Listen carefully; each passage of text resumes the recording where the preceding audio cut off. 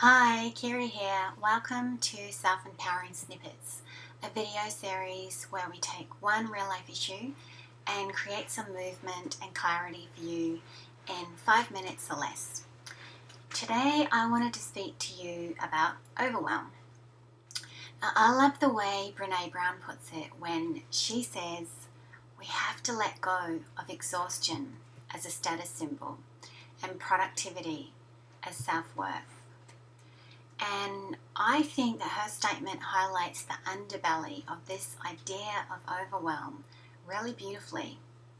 Because when we're stuck in overwhelm, while we might be experiencing some emotions and some unpleasant responses in our body, like those emotions and sensations are being driven by our thoughts.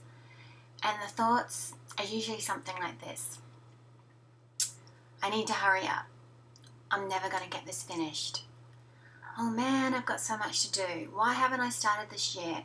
I can't do this. What the hell? What's wrong with me? Like, this sucks. I suck. Like, you get the picture. We tend to see overwhelm as our nemesis, as a siren call that says, hurry up.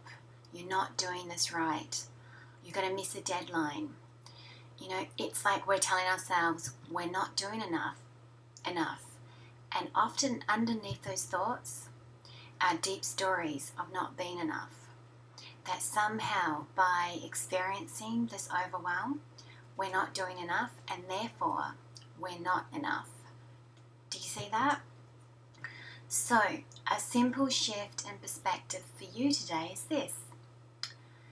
What if overwhelm was nothing more than a gentle reminder? Like a friendly voice, someone who's coming and tapping you on the shoulder and saying, hey, I think you're taking on too much here. Like, are you okay? Is there something I can do to help? How can I make this easier for you?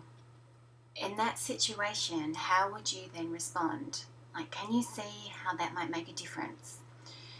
Because then you have an opportunity to pause and you have an opportunity to slow down, which is usually the polar opposite of what we do when we're caught up in overwhelm.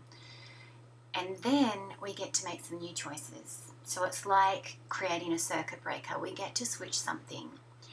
And maybe then you can choose to respond by simply coming back to your breathing, by slowing down, by reevaluating and single tasking and prioritizing. You might say to yourself, okay, what do I want to choose to focus on now? And what do I choose to let go of?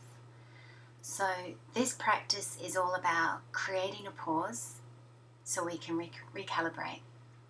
And behavior-wise, when you sense you're getting into that state of overwhelm, you might want to take a break.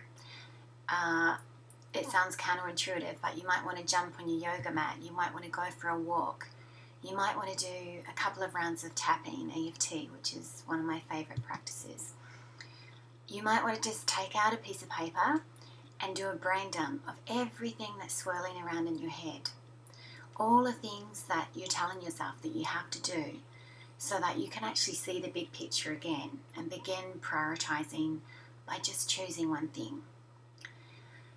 But great starting point is to change your relationship with overwhelm by accepting it, by acknowledging it, and taking it just as a gentle reminder to slow down and figure out, okay, what's my next best step?